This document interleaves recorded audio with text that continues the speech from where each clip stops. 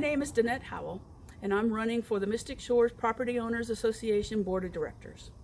And I am seeking your vote and wanted to share some thoughts with you today on leadership and what that means to me.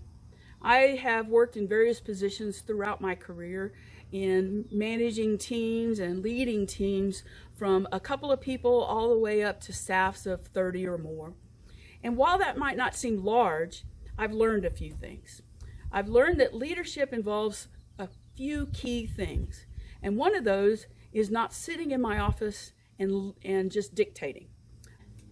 I've learned the importance of how working with a team in the trenches gives me insight to how that team works, from the smallest of responsibilities to the biggest of responsibilities.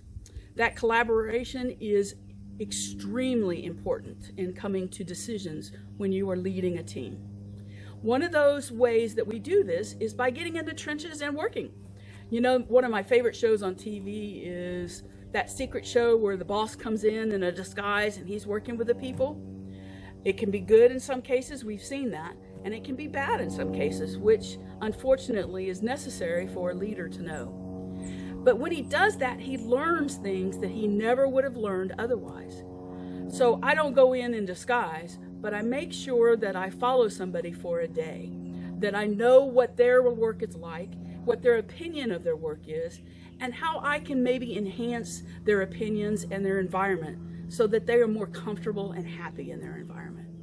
I've learned that I have to listen to their stories and understand where they're coming from and how a big decision might affect their actual attitude and procedure in going about what they need to go about doing.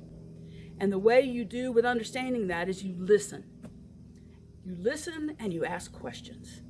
And active listening is a very important skill. It involves not only listening, but it involves empathy. It involves action. It involves committing yourself to making things better. And that is why I want to be on your board of directors. Is I want to see the collaboration continue that the board has started.